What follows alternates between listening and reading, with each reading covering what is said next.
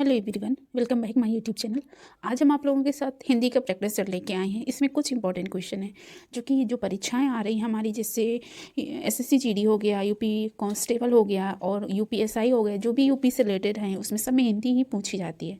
तो उसी से रिलेटेड आज हम हिंदी के कुछ इंपॉर्टेंट क्वेश्चन आप लोगों के साथ करेंगे।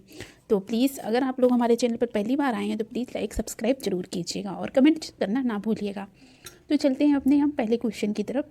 तो आज का जो पहला प्रैक्टिस सेट का जो क्वेश्चन रहेगा वो हमारा ये है कि निम्न दिए गए विकल्पों में से शुद्ध वाक्य पहचानिए। तो इसमें 4 विकल्प दिए हैं। ये डिक्टो पूरा जैसे हमारा पेपर ही आना है, उसी से जैसे हमारे 40 क्वेश्चन जो हिंदी के आते हैं एसएससी जीडी वगैरह में या यूपी कांस्टेबल में 37-38 क्वेश्चन आते हैं, तो पूरा डिक्टो उसी तरह से ये मैंने क्वेश्चन पेपर लिया हुआ है, क्योंकि ये प्रैक्टिस सेट का ही है क्वेश्चन। तो इसमें क्या दिया गया है, दिए गए विकल्पों में से शुद्ध वाक्य कौन सा है। तो इसमें 4 विकल्प आप लोगों को दिए हैं, इसमें एक को आपको शुद्ध वाक्य छांटना है। तो आप जब तक इसको पढ़ेंगे नहीं तो चीज़ें नहीं समझ में आएंगी। सबसे पहला क्वेश्चन यहाँ पे ऑप्शन दिया है, मोर के पंख होते हैं। ठीक है, अब इसमें मुझे चारों ऑप्शन ज़्यादातर पढ़ने पड़ते हैं, क्योंकि पता नहीं कहाँ पे कौन सी माइनर मिस्टेक मतलब पेपर बनाने वाला दे रहा हो। फिर मोरों के पंख होते हैं, देखो ये तो मोरों तो होगा ही नहीं। फिर आप देखो मोर का पंख सुंदर होते हैं, मोर का ये भी गलत आ रहा है। मोरों के पंख सुंदर होते हैं ये भी गलत है। तो यहाँ पे जो हमारा ऑप्शन सही होगा वो होगा पहला, मोर के पंख सुंदर होते हैं, ये हमारा शुद्ध वाक्य है।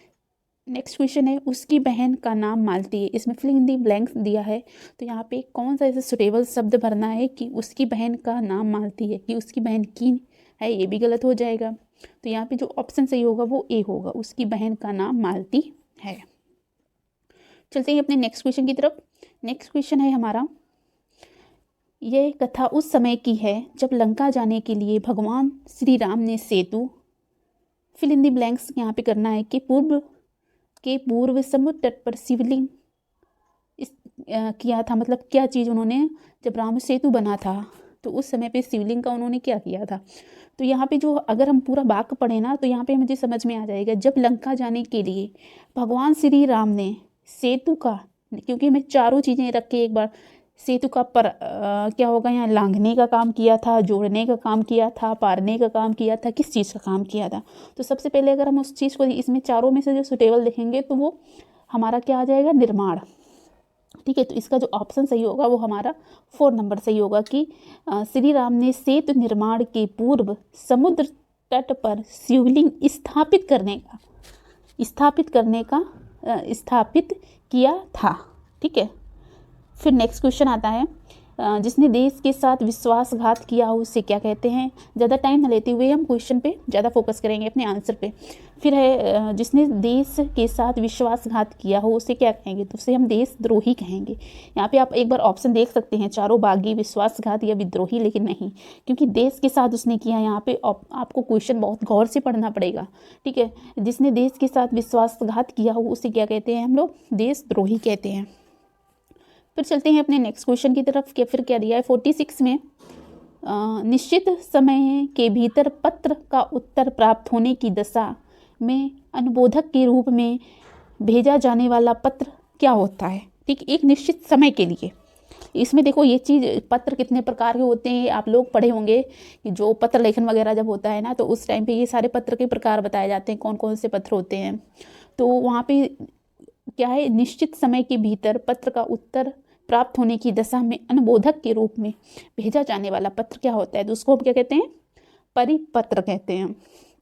फिर नेक्स्ट क्वेश्चन आता है, किस समय में किस क्रम में सत्य कथन है। मतलब ये 4 ऑप्शन दिए हैं, इसमें तुम्हें राइट सही टिक करना है, कौन सा सत्य कथन है। यहाँ पे आप लोग बहुत फोकस कीजिएगा, क्योंकि कभी कभी असत्य पूछ लेता है, सत्य पूछ लेता है, तो आप लोग एक बार उसको ज़रूर हाईलाइट कर दीजिए कि उसने पूछा क्या है आखिरकार। यहाँ पे क्या दिया है, सरकारी कामकाज की भाषा को राजभाषा कहते हैं। इसमें एक और फिर है, संविधान की अष्टम सूची में 15 भाषाएं हैं। मतलब इसके आप चारों ऑप्शन पढ़ लीजिए, तो इसमें जो हमारा ऑप्शन सही होगा वो ए नंबर सही होगा। आपको हम यहाँ पे बताते चलें कि जो हमारी 8वीं अनुसूची उसमें 15 भाषाएं ना होगी 22 भाषाएं हैं। ठीक है, और ये हमारी राष्ट्रभाषा नहीं है, एक राजभाषा है।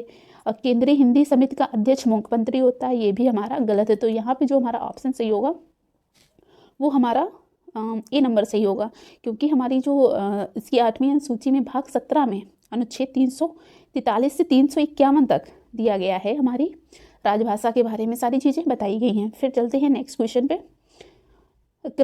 किस क्रम में सही मेल नहीं है? देखो यहाँ पे क्या दिया है, नहीं है, इसको आप लोग को हाईलाइट करना पड़ेगा। ग्रह दशा, ग्रह घर, ठीक है। क्या ग्रह माने दशा होता है? देखो सभी लोगों को पता है कितने ग्रह होते हैं, 9 ग्रह होते हैं।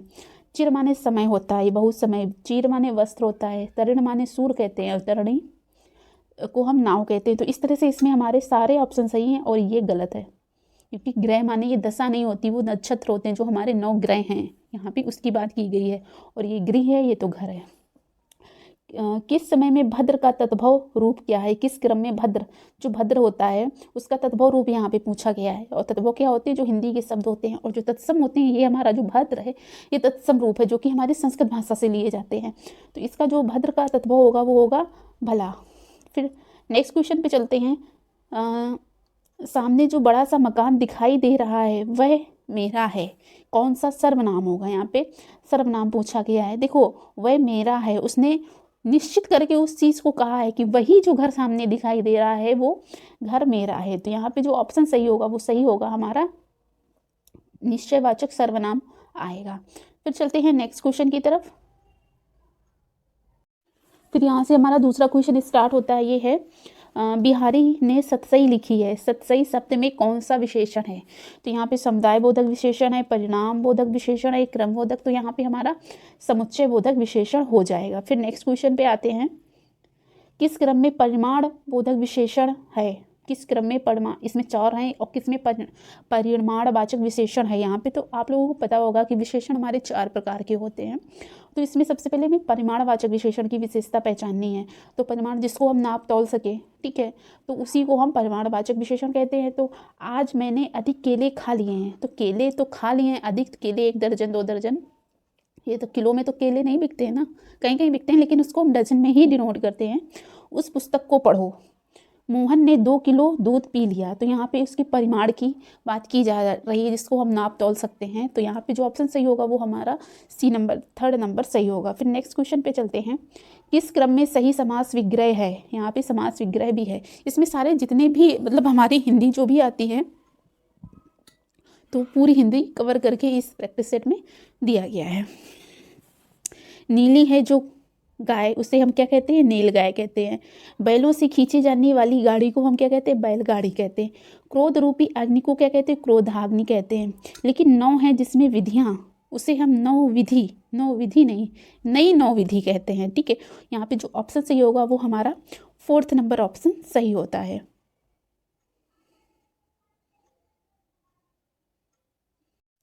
फिर चलते हैं अपने नेक्स्ट क्वेश्चन की तरफ। यहाँ पे नेक्स्ट क्वेश्चन दिया है, कौन सा विशेषण निश्चित संख्यावाचक विशेषण नहीं है?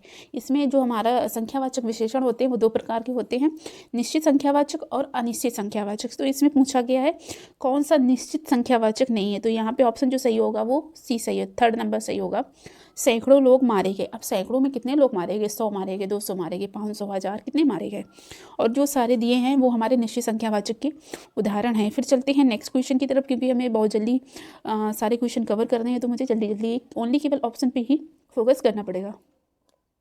चलते हैं नेक्स्ट क्वेश्चन पर। मैंने आम ले लिया है, इसका बहुवचन क्या बनेगा? तो यहाँ पे जो ऑप्शन बनेगा वो लिया है, मैंने आम ले लिए हैं, ठीक है। यहाँ पे जो बनेगा ऑप्शन नंबर हमारा 2nd नंबर सही होगा। फिर चलते हैं नेक्स्ट क्वेश्चन की तरफ। वह काम बहुत ढंग से करते हैं, वह काम बहुत ढंग से करते हैं। यहाँ पे जो ऑप्शन सही होगा वो हमारा, देखो ता है, ते हैं, ती हैं, जी हमारा किसके लिए इंगित होता है? ये हमारा काल, यहाँ पे ये काल का है, जो हमारे कितने काल होते हैं? वर्तमान काल, भूतकाल और भविष्य काल, उसी से ये क्वेश्चन पूछा गया है। तो यहाँ पे ता है, ती हैं के लिए कौन आता है? सामान्य वर्तमान काल। तो यहाँ ऑप्शन सही होगा हमारा 4th नंबर। फिर चलते हैं नेक्स्ट क्वेश्चन की तरफ। यहाँ पे 57 नंबर में दिया है, इसमें से आपको स्त्रीलिंग छांटना है, जो 4 विकल्प दिए हैं। तो इसमें सागर, आप लोगों को अगर कभी भी स्त्रीलिंग छांटने को आ जाए तो इसमें आप कोई ना कोई शब्द जोड़ के, कॉमन भाषा जोड़ के आप स्त्रीलिंग और पुल्लिंग को छांट सकते हैं। तो देखो सागर होता है कि होती है? तो हमेशा सागर होता है। फिर छात्र होते हैं कि होती है? तो छात्र होते हैं ना, और यहाँ पे अगर छात्रा होती तो छात्रा होती है। तो इस तरह से आप लोगों को स्त्रीलिंग और पुल्लिंग मतलब पहचान सकते हैं थोड़ा सा शब्द को आगे जोड़ के। तो यहाँ पे स्त्रीलिंग जो पूछा गया है वो होती है अग्रजा, ठीक है, इसको हम स्त्रीलिंग में डिनोट करते हैं। तो इसी के साथ आज सारे क्वेश्चन कंप्लीट होते हैं। अगर आपको हमारे चैनल ये क्वेश्चन अच्छे लगे हो तो प्लीज़ हमारे चैनल को आप ज़रूर एक लाइक कीजिएगा। मिलते हैं नेक्स्ट प्रैक्टिस सेट पे।